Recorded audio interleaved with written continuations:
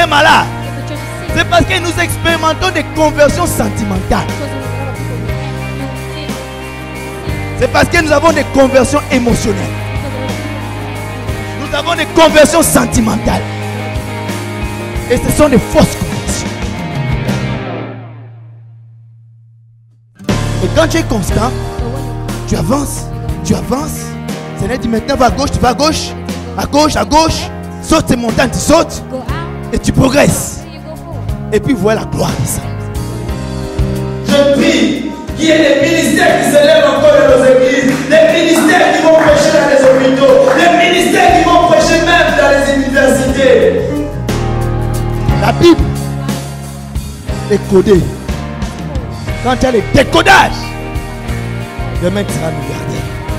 Quand tu as le décodage, demain tu seras un homme de Dieu puissant. Quand tu as le décodage, tu n'auras plus peur des sorciers. Mais si tu es toujours un enfant, If you're a child, tu ne pourras pas jouir de l'héritage du royaume. you cannot take everything that you have to. Tu es toujours dans les ABC. You are in the ABC Parce que tu rétrogrades à tout moment. because you always go back. Les ennemis vont attendre longtemps au nom de Jésus. Ils vont attendre, leurs cheveux vont devenir blancs. Et ils te verront toujours puissant, toujours en train d'avancer, toujours en train de servir le Seigneur. Et l'Éternel t'amènera encore loin. Au nom de...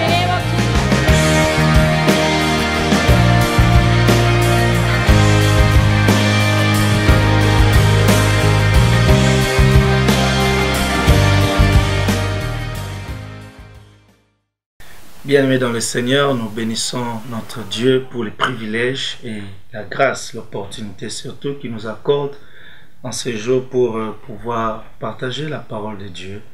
C'est vraiment un privilège que nous puissions encore transmettre ce message. Je sais que vous êtes connectés sur YouTube, sur CD ou sur d'autres réseaux sociaux. Que la gloire revienne au Seigneur. Prions maintenant. Tendre Père, nous te remercions pour les privilèges que tu nous accordes. Nous te demandons encore, Seigneur, par le Saint-Esprit, de bien vouloir encore nous assister en ces jours et en cet instant. Sois encore, Seigneur, au contrôle de toutes choses. Que le Saint-Esprit nous inspire et nous donne les paroles qui conviendront. Et que cela fasse du bien à quelqu'un. Que cela affecte nos vies. Que cela nous transforme et nous bénisse. Au nom de Jésus-Christ. Amen. Ces jours, nous parlerons d'un sujet qui le Seigneur nous a mis à cœur. Et nous pourrons peut-être commencer cela et nous continuerons cela la prochaine fois. Nous allons parler sur la lecture prophétique des événements et des circonstances de la vie.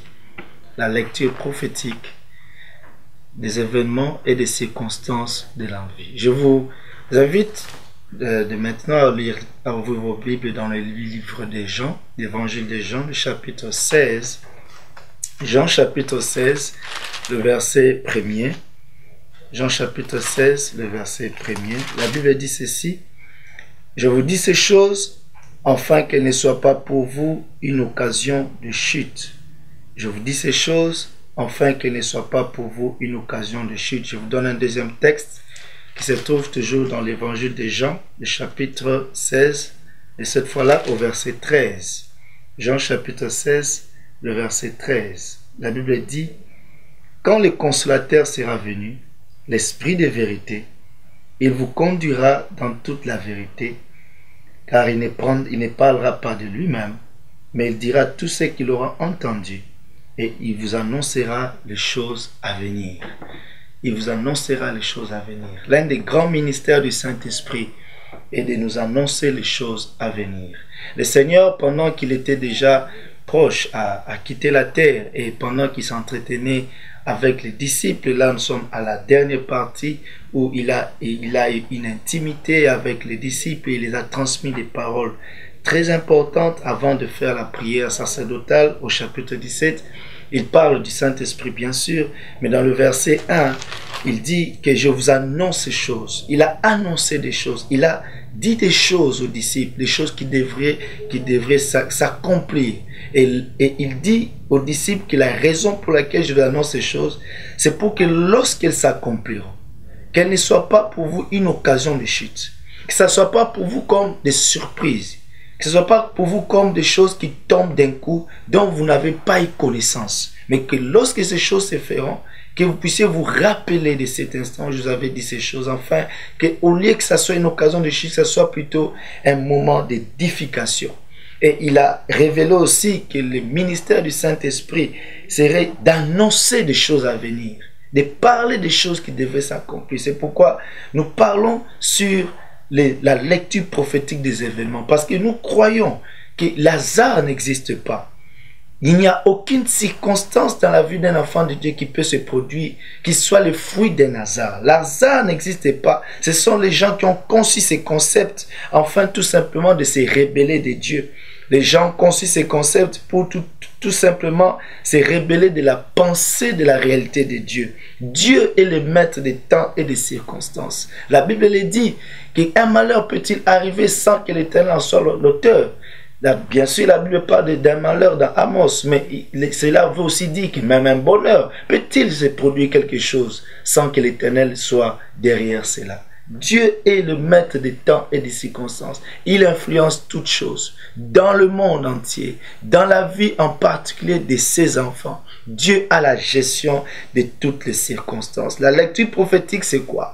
La lecture prophétique n'est rien d'autre que la capacité de comprendre les événements, les circonstances et les temps selon la pensée de Dieu. La capacité, une capacité de comprendre les événements selon les événements et les circonstances et les temps selon la pensée de Dieu. En fait, quand nous parlons de la pensée prophétique, nous voulons seulement dire connaître la pensée de Dieu. Connaître ce que Dieu est en train de faire. Connaître qu'est-ce que Dieu veut accomplir dans notre vie et dans plusieurs dimensions de la vie qui nous entoure. Et j'aimerais parler par exemple de 3 dimensions où nous pouvons comprendre ou avoir la lecture prophétique. Il y a par exemple la première dimension qui est la dimension individuelle. Dans la dimension individuelle, nous voyons l'homme et sa famille et ce qui est proche de lui. Nous avons la famille, nous avons le ministère et tout ce qui est lié à l'individu. Tu peux connaître la pensée prophétique de Dieu sur ta personne par rapport à la manière dont les choses se produisent dans ta vie personnelle. Tu peux comprendre, localiser, avoir cette pensée prophétique dans ta vie individuelle. Tu peux aussi, la deuxième dimension, de où nous pouvons avoir la lecture prophétique des événements et des circonstances de la vie, c'est la dimension locale. La dimension locale, nous voulons parler de l'église locale. Nous voulons parler de l'église locale. Vous voyez par exemple dans les livres d'Apocalypse, le chapitre 2 et le chapitre 3, la Bible parle des messages prophétiques que Dieu a envoyés aux 7 églises d'Asie. Ce sont des messages prophétiques qui sont locaux. Chaque église locale, chaque assemblée locale doit connaître ou avoir la lecture prophétique sur les événements ou les circonstances qui sont en train de vivre. Et ça, c'est très important. Je crois que nous travaillons et œuvrons tous pour le royaume des cieux, mais je pense aussi que chaque église locale doit avoir la pensée prophétique de Dieu sur ce qui la concerne. Ce qui concerne la vision qu'elle doit avoir, ce qui concerne les circonstances dont ils sont en train de vivre présentement, ce qui concerne la direction divine que Dieu veut qu'ils aient par rapport à sa volonté. Et toujours dans l'aspect local, il y a aussi la dimension, il y a aussi la lecture prophétique de la contrée où nous vivons. Car je pense que Dieu aussi opère par rapport aux contrées. Il travaille par rapport aux nations. Il travaille par rapport aux villes. Il y a des villes, il y a des nations qui ont une pensée prophétique particulière de Dieu. Et là où nous sommes, là où Dieu nous a envoyés, là où Dieu nous a mis, je pense qu'il nous a envoyés là-bas avec une pensée prophétique particulière concernant cette ville. Et en tant qu'enfant de Dieu, en tant que serviteur de Dieu, je pense qu'il est aussi important d'avoir la lecture prophétique de Dieu sur la contrée dans laquelle nous nous trouvons. Connaître quels sont même les esprits qui régissent cette ville. Quelles sont les principautés qui influencent cette ville? Quelles sont les faiblesses de cette ville? Quels sont les endroits où l'ennemi opère dans cette ville?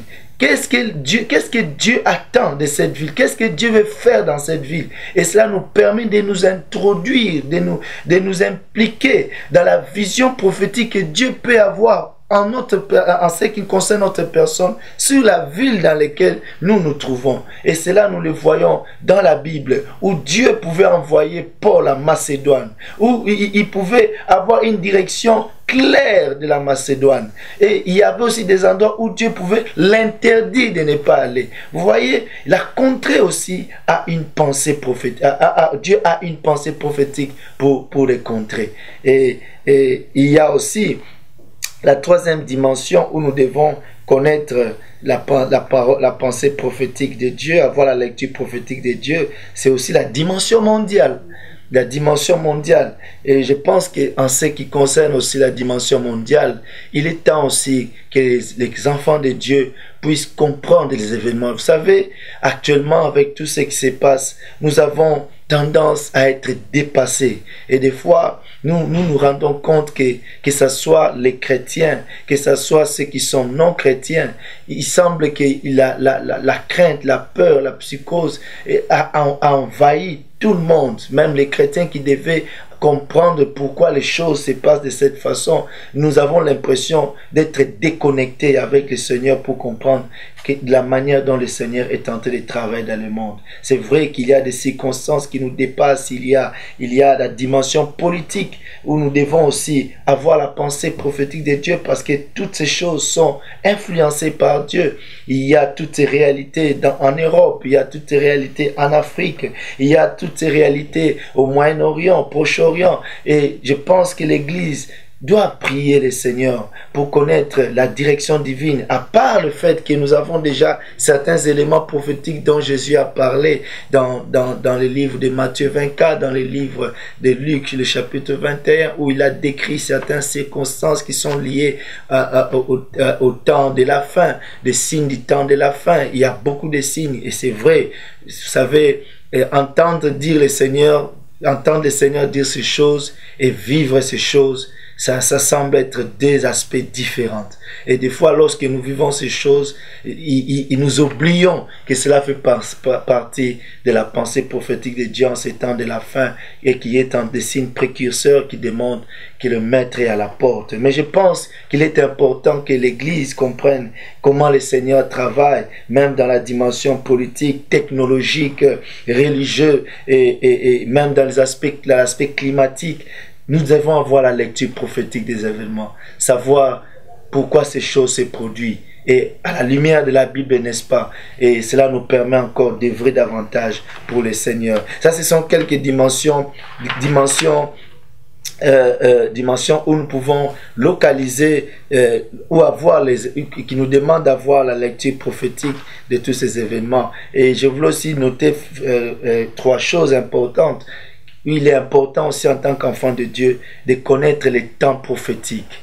Que ce soit dans ta vie, il est important de connaître les temps prophétiques. Dans Jean chapitre 2, le verset 3 à 4, je disais Jean chapitre 2, le verset 3 à 4, le Seigneur dit, pendant qu'il s'est trouvé dans la fête de Cana, et que Marie, sa mère, lui disait qu'il n'y avait plus de vin, le Seigneur a répondu clairement à Marie, mon temps n'est pas encore venu. Mon temps n'est pas encore venu. Et là, quand il parlait du temps, il voulait faire allusion au temps prophétique. Donc, je disais qu'il est important de connaître les temps prophétiques par rapport à ta vie. Connaître les temps prophétiques, d'autres aussi connaître les temps de ta visitation. Les temps prophétiques, c'est juste connaître les moments, les temps de Dieu, où Dieu veut faire quelque chose de précis dans ta vie. Et ça, c'est aussi très important. Vous savez, beaucoup d'enfants de Dieu se retrouvent aussi dans certaines complications, tout simplement pourquoi? Parce que ils ont fait des choses avant les temps, ou ils ont fait aussi des choses après les temps. Il est très important de connaître à faire les choses dans les temps, parce que Dieu est un Dieu qui vit dans l'éternité, mais qui coopère avec un homme qui est dans les temps. Et dans les temps de Dieu, il y a aussi des temps fixés où il veut accomplir des choses d'une manière précise, par rapport à son plan et par rapport à son planning.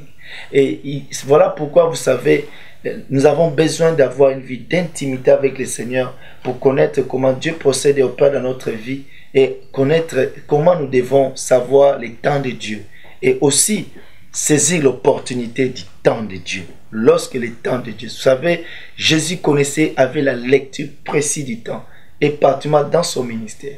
Ce qui fait qu'il a connu un succès extraordinaire qu'aucun leader dans le monde a pu connaître. Dans l'espace de 3 ans, il a bougé le monde de son temps et il a laissé son nom pour toujours dans la bouche et dans la mémoire des hommes de ce monde. Voyez-vous, il est très important de connaître les temps de Dieu, les temps prophétiques. Et le deuxième élément que je voulais attirer votre attention, c'est aussi connaître les événements prophétiques. Dans Actes chapitre 2, le verset 1, Actes chapitre 2, le verset 1, la Bible parle de la Pentecôte où quand les apôtres ont reçu le Saint-Esprit, les gens crurent qu'ils étaient ivres. Mais l'apôtre Pierre a dit, c'est ici ce qui s'accomplit, la parole que le prophète Joël avait dit. Donc, la venue du Saint-Esprit était un événement prophétique. La venue de Jésus était un événement prophétique. Il y a des événements prophétiques aussi qui s'accomplissent dans nos vies. Des événements qui ont été annoncés. Je vois par exemple un enfant pour lequel, pendant que l'on priait pour lui le jour, après quelques mois de sa naissance, on était entre les pasteurs, l'homme de Dieu le bénissait. Et pendant qu'il le bénissait, il a libéré certaines paroles, disant que le Seigneur me dit que cet enfant sera, par exemple, serviteur de Dieu. Cet enfant sera, par exemple, un grand personnage politique, une grande personnalité politique. Voyez-vous, il y a des événements prophétiques. Et quand ces choses s'accomplissent dans nos vies, nous réalisons les paroles que Dieu nous avait dites dans le passé.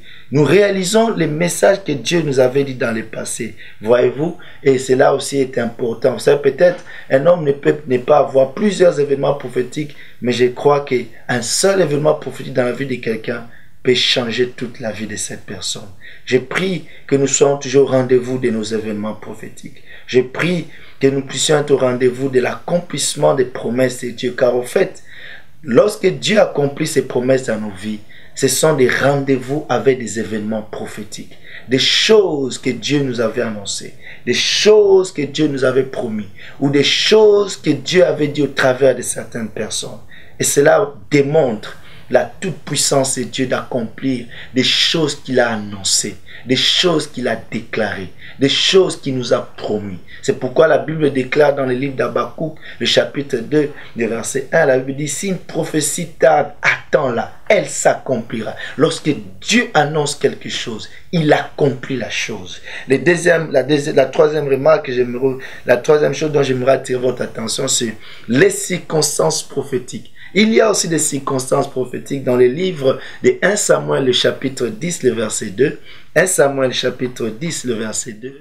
La Bible parle de l'onction qu'avait reçue Saoul. Et lorsqu'il s'entretenait avec Samuel, Dieu a dit, lorsque tu me quitteras, tu rencontreras, le verset 10 dit, aujourd'hui, après m'avoir quitté, tu trouveras 2 hommes près du sépulcre de Rachel et sur la frontière de Benjamin. Il dit, tu rencontreras 2 hommes. Et je m'arrête là seulement pour dire, vous pouvez lire ça jusqu'au verset 2, 3, 4, 5, et même tous les chapitres, c'est très édifiant. Il dit, tu rencontreras 2 hommes. Tu rencontreras une garnison de prophètes. C'était des circonstances prophétiques, des signes prophétiques qui voulaient tout simplement garantir ou affermir la foi de Saoul pour qu'il sache que dès cet instant, il était avec Dieu et il commençait une nouvelle saison. Et je crois que Dieu aussi dans notre vie permet à ce que nous puissions connaître des circonstances prophétiques, des signes. Des fois, ce ne sont pas des événements, mais ce sont des signes qui démontrent que Dieu veut faire quelque chose, ou Dieu est avec nous, ou même des fois, Dieu ne veut pas que nous fassions certaines choses. Ce sont aussi des signes prophétiques. Donc, les signes prophétiques, c'est l'ensemble de toutes ces choses que Dieu permet, des circonstances que Dieu permet pour nous parler.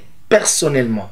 Les signes prophétiques peuvent se produire dans ton foyer, ça peut se produire dans ton travail. À un certain moment où tu sens peut-être qu'il n'y a plus de bonnes connexions avec ton patron. Peut-être Dieu veut te transmettre un message. Peut-être que Dieu veut te dire que ta communion n'est pas bonne ce jour-ci. Peut-être que Dieu veut t'enseigner au travers des circonstances de famille ou de plusieurs cas de maladie. Dieu veut te faire comprendre qu'il y a peut-être une porte d'entrée dans ta famille et qu'il faut fermer cette porte. Voyez-vous, il y a des circonstances prophétiques, des choses par lesquelles Dieu passe pour nous enseigner. Voilà pourquoi je crois que Dieu est le maître des temps et des circonstances. Je crois que Dieu gère les événements, il gère les circonstances, il gère même nos rencontres, les personnes avec qui nous devons nous rencontrer. Voilà pourquoi, mes bien-aimés, la prière est très importante. Il est important de nous laisser guider sous la main droite, sous la main puissante de Dieu, afin de nous laisser guider par sa toute puissante main pour connaître l'accomplissement, voir l'accomplissement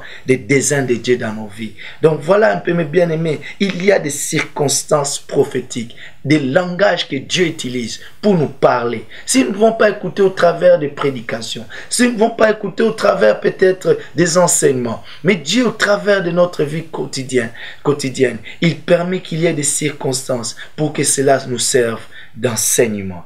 Voilà pourquoi je voudrais rapidement parler des deux cas où nous pouvons avoir la lecture prophétique des événements. Et ces cas sont apparemment similaires mais différents en même temps.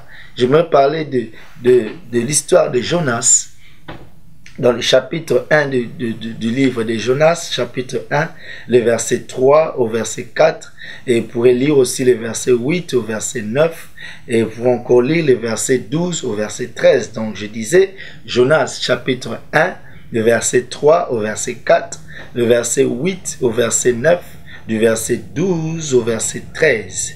Et la deuxième circonstance, c'est l'histoire du disciple de Jésus dans la barque lors de la tempête. Là, vous pouvez avoir cela dans le livre de Marc, chapitre 4, le verset 35 à 39. Marc, chapitre 4, le verset 35 à 39, ou carrément au verset 41. Et vous allez voir que Dieu... ces deux histoires semblent être similaires, mais elles sont différentes dans leur fond. Elles ont la même forme, mais elles ont des fonds différents. Je vous amène directement dans l'histoire de Jonas, le chapitre 1. Nous allons lire quelques versets rapidement, et les autres versets, vous pourrez lire cela à la maison. Ça sera comme un devoir. Jonas, le chapitre 1, ça se trouve dans l'Ancien Testament. Jonas, le chapitre 1.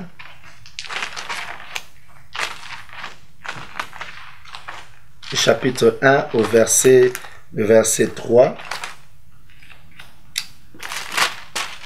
Le verset 3, la Bible dit ceci. La Bible dit ceci. Et Jonas s'éleva pour s'enfuir à Tarsis, loin de la face de l'Éternel. Il descendit à Japhon et il trouva un navire qui allait à Tarsis.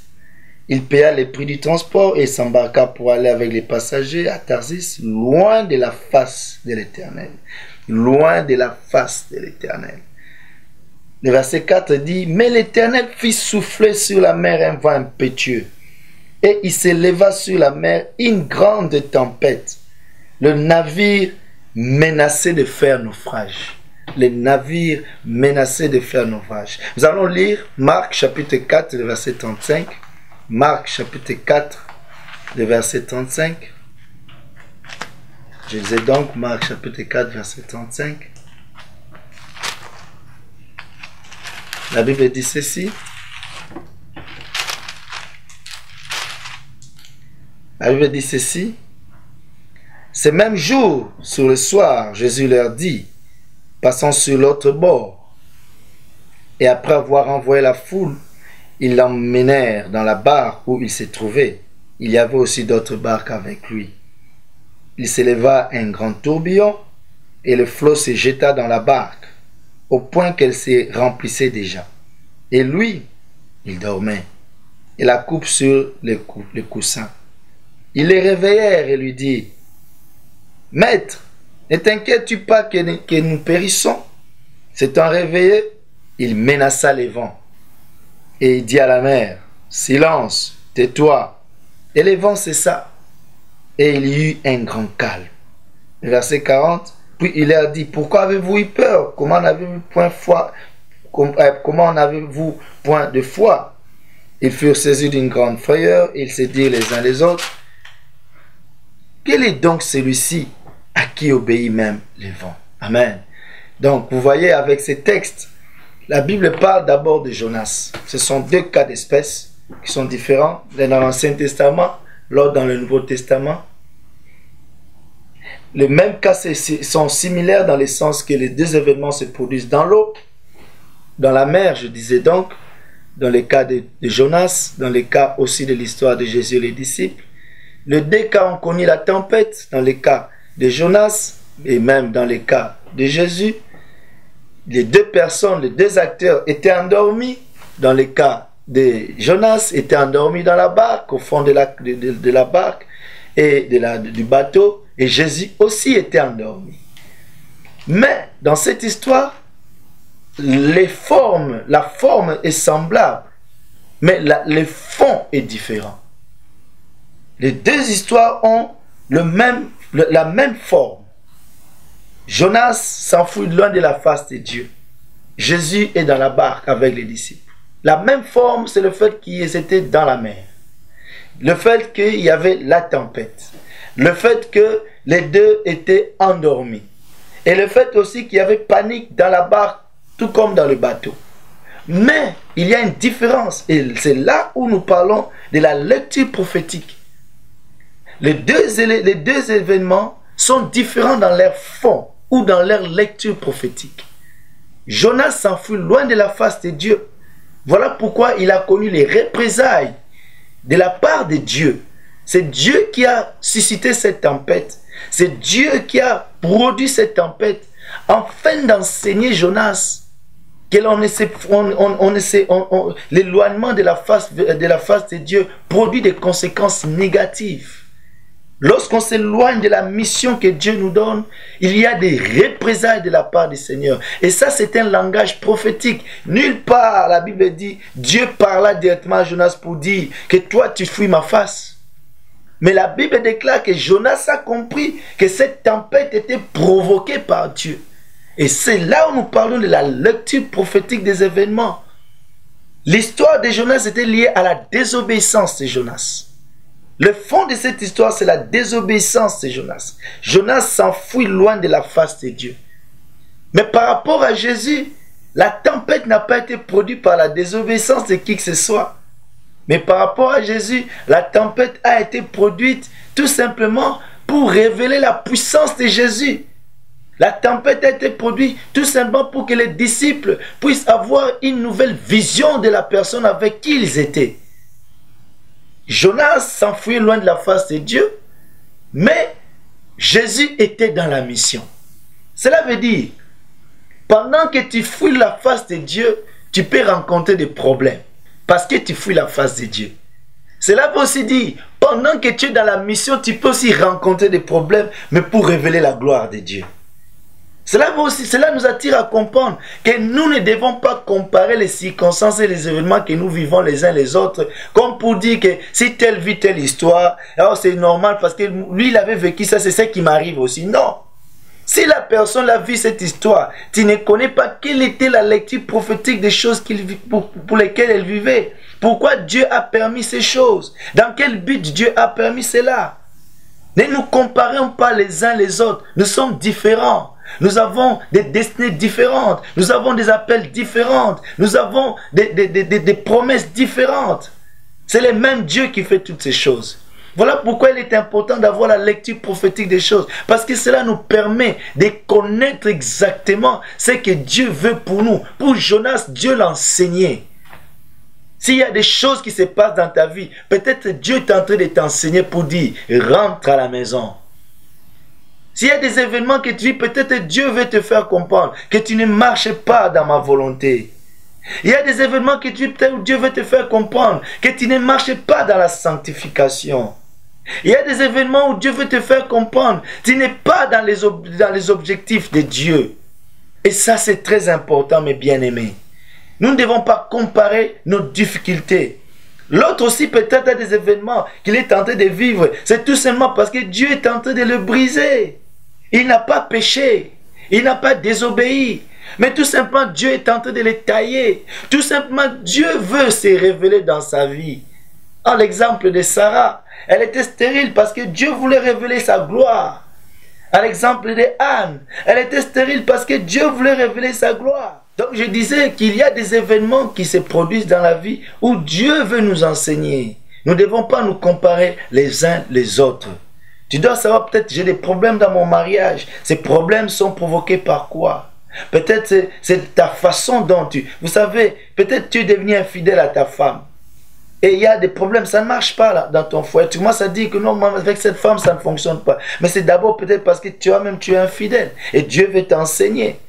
Vous savez, ta communion avec Dieu peut affecter directement les choses. Peut affecter directement les choses. Dans ton foyer, dans ton travail, dans ton ministère. Ta communion avec Dieu influence toutes choses. Souvenons-nous de l'histoire d'Adam et Ève. Leur communion avec Dieu, la vie, le monde, ou même la nature, était liée à leur communion avec Dieu. Lorsqu'ils se sont détournés de la face de Dieu comme Jonas, la Bible dit que même la terre a été maudite. Voyez-vous? Donc nous devons faire bien la lecture des choses. Donc je disais, Jonas était en train de fuir la face de Dieu, mais Jésus était dans sa mission. Jésus était dans sa mission. Je veux aussi dire par là, mes bien-aimés, il y a des moments où lorsque nous fouillons la face de Dieu, il y a d'autres gens qui peuvent en pâtir. Il y a d'autres gens qui peuvent connaître les conséquences. Et ça, c'est très important. Le fait que tu fuis la face de Dieu peut affecter l'équilibre de ton foyer.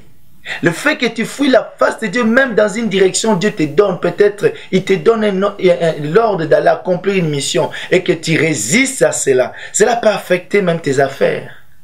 Cela peut affecter même ton travail. Cela peut même affecter tes relations.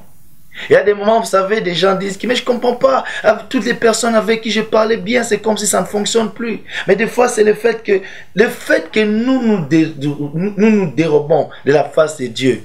Et nous sommes dans cette barque avec beaucoup de gens. Ces gens peuvent être influencés. Ta désobéissance peut faire à ce qu'il y ait d'autres gens qui meurent, mes bien-aimés. Ta désobéissance peut tuer des gens. Ta désobéissance dans le ministère peut tuer aussi des âmes. Voyez-vous, il y a des gens qui sont liés, qui dépendent de toi. Ton obéissance peut bénir beaucoup de gens. Et ta désobéissance peut apporter les troubles, même dans une église. Peut perturber une église locale. Voyez-vous, ta désobéissance peut même perturber toute une nation. Vous savez, voyez-vous, si Jonas, lorsqu'il a obéi cette fois-là à la mission, et il aurait dit au roi, il a prêché le roi, si le roi n'avait pas donné l'ordre à toute la nation de gêner, toute la nation aurait péri à cause du fait que seulement le roi n'a pas obéi. Et cela est très important lorsque nous occupons certaines fonctions du leadership, que ce soit dans les entreprises, où nous sommes même des hommes politiques. Nous devons connaître et savoir que notre désobéissance peut affecter des vies. Comme cela est l'histoire d'Adam et Ève. Réfléchissons-en. Réfléchissons sur cela. Et comprenons. Donc réfléchissons sur ces choses. Et comprenons que la position que nous occupons peut bénir des gens. Et la position que nous occupons peut aussi, par rapport à notre obéissance ou notre désobéissance, peut aussi maudire des gens. Donc Jonas était en train de fuir la volonté de Dieu. Et Dieu était l'obstacle de Jonas. Oh mes bien-aimés, je prie que le Seigneur nous fasse grâce de ne jamais que Dieu soit toujours dans notre camp et qu'il ne soit pas notre adversaire. Que Dieu soit toujours dans notre camp. Il est mieux d'avoir comme adversaire le diable, mes bien-aimés, mais de ne pas avoir Dieu comme adversaire. Car si le diable est un adversaire contre nous, nous avons Dieu pour nous aider à vaincre. Mais si Dieu est un adversaire, mes bien-aimés, qui nous donnera la force de vaincre Dieu? Voilà pourquoi, mes bien-aimés, je pense qu'il est très important de connaître ces réalités. Jonas demande qu'on les jette à la mer pour que la paix revienne. Afin que la paix revienne dans la barque. C'était la solution ultime pour que les gens ne périssent pas. Il est vrai que ces gens ont fait beaucoup de difficultés, comme la Bible nous le dit. Vous pouvez lire cela dans Jonas, le chapitre 1, le verset 8 à 9. Ils l'ont fait avec beaucoup de peine. Ce n'étaient pas des meurtriers. C'était des hommes qui étaient bons. Malgré qu'ils étaient butés au péril de leur vie, aux réalités de leur vie, mais ils étaient prêts à ne pas jeter Jonas. Mais Jonas a insisté là-dessus. Mais jetez pas, nous allons tous mourir. La paix de cette barque dépendait de l'absence de Jonas. Mais bien aimé, vous savez, il y a des gens qui peuvent venir dans ta vie. Ça, je change un peu de sens. Il y a des gens qui peuvent venir dans ta vie, ce sont des Jonas qui peuvent apporter les troubles. Il y a des gens que tu peux apporter dans ta famille, ou même, je dirais même, tu vas te marier avec quelqu'un qui est un Jonas. Imagine, qui est un Jonas qui fuit la face de Dieu. Et si tu te maries avec une telle personne, tu apportes les troubles dans ta vie. Voilà pourquoi il est important d'écouter Dieu. Il y a des gens qui sont des Jonas. Leur présence même des fois dans certains endroits ou de certains départements de nos églises apporte les troubles. Peut-être même ce n'est pas là où Dieu l'avait envoyé. Dieu ne voulait pas qu'il soit intercesseur, il veut qu'il soit un chantre. Mais il fuit Dieu en étant chantre pour se faire l'intercession. Et depuis qu'il est là, il y a les troubles. Il peut être un Jonas. Il faut bien connaître où Dieu veut que tu te situes. Il est très important de connaître là où Dieu veut que nous soyons fixés. Et ça, c'est très important. Mais pour Jésus, par contre, il n'était pas important que Jésus se jette dans l'eau pour que la paix rentre. Pour que la paix rentre dans la barque où Jésus s'est trouvé, il fallait tout simplement que Jésus ordonne à la tempête de se baisser. Voyez-vous, les fonds sont différents. Il fallait que Jonas se jette dans l'eau, mais pour Jésus, il fallait seulement qu'il parle. Jonas fuyait la face de Dieu, mais Jésus, lui, ne fuyait pas la face de Dieu, parce qu'il lui-même, il est Emmanuel. Il est Dieu. Et il était avec les disciples. Vous voyez? Voilà pourquoi je voulais dire tout simplement, la forme et le fond et la forme sont très différents. Et il est très important de comprendre ces choses, afin que nous puissions avoir une bonne lecture de notre vie et pouvoir bien faire les choses selon la pensée de Dieu. Ne soyons pas Jonas, mais soyons Jésus, qui est dans la barque avec les disciples et qui est une solution pour les disciples. Et si il est arrivé que tu étais en train de fuir la face de Dieu, ce soir ou ces jours, je t'exhorte à revenir auprès du Seigneur. Jésus-Christ est capable de te restaurer, de te pardonner et de changer le cours de ton histoire, de changer les événements négatifs en des événements positifs, de changer les circonstances négatives afin qu'elles deviennent positives. Il suffit seulement que tu te répandes et que tu l'acceptes dans ta vie ou que tu te répandes de ton mal. Il est capable de te pardonner et de te ramener dans la pensée prophétique qui est liée à ta destinée prophétique, afin que tu vives l'accomplissement de sa volonté. Voilà pourquoi je t'exhorte à prier avec moi, afin que tu puisses encore trouver la joie dans ton cœur et que la tempête que tu vis dans ta vie puisse se taire. Et s'il était arrivé que tu es tombé dans l'eau, j'aimerais t'exhorter à savoir que Dieu peut envoyer un poisson afin de te sauver et de te ramener à la destinée de ta mission. Que le Seigneur vous bénisse. Prions. Seigneur, merci pour ce moment. Je prie maintenant avec mon frère, avec ma soeur qui me suit. Je te demande, Seigneur, de les ramener. Pendant qu'il fait cette prière qui se répand, laisse que ta miséricorde se répande dans sa vie, que tu puisses le pardonner et que tu les ramènes dans le chemin de sa destinée, afin que la tempête ou les événements qui se produisent maintenant, qui les font mal et qui le perturbent, puissent changer en des événements positifs, en des circonstances positives, où ta main, ta droite puissante, Seigneur mon Dieu, puisse encore l'affecter positivement. Au nom de Jésus-Christ que j'en ai prié. Amen. Que le Seigneur vous bénisse. Nous nous retrouvons à la prochaine fois. Si vous avez besoin de nos contacts, vous pouvez nous appeler au 001 206 209 9104. 001 206 209 9104. J'étais avec le pasteur Jeff. Que le Seigneur vous bénisse.